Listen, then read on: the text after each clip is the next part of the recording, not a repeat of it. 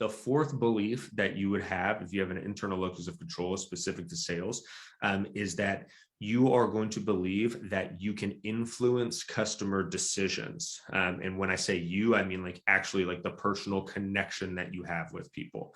Okay, when you have an internal locus of control, and I've been on both sides of this, and almost always when I feel like I'm in a slump, it's usually because I've been pointing the finger at other people and not at myself. But when you believe that you can influence people's decisions by the connection that you have with them and the things that you say and all of your interactions, then what that ends up doing for you as a salesperson and as a human in general is that you're a lot more proactive when it comes to developing relationships with people. And you're a lot more proactive when it comes to maintaining, nurturing, cultivating those relationships with people. Right?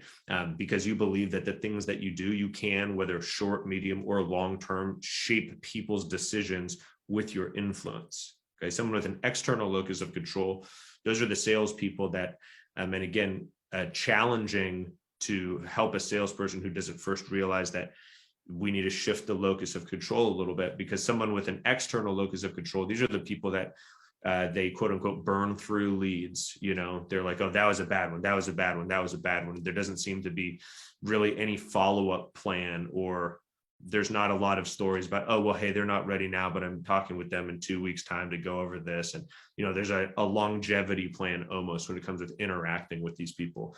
People with an external locus of control, or salespeople with an external locus of control, they tend to burn through leads really quickly. It's either yes or no right away. And they seem to be the end all be all of knowing whether someone's going to say yes or no. So if you are a salesperson and that's you, understand maybe we should shift our psychology a little bit. If you are a sales manager or an owner and you have salespeople on your team, I would caution you of this. Not caution, but just be aware of it. If you do have a salesperson that you feel like they quote unquote burn through leads, when you ask them to follow up or tell me about your follow-up plan for these leads, how is this one going? And there doesn't seem to be longevity in possibility and opportunity associated with the leads.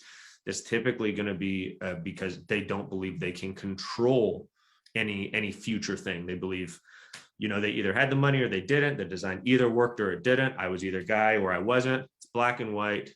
And that's just not reality. That's not how the world works. Things are very newsflash, life is really complicated, whether it's personal or professional. There's lots of variables. There's lots of factors that influence everything, right?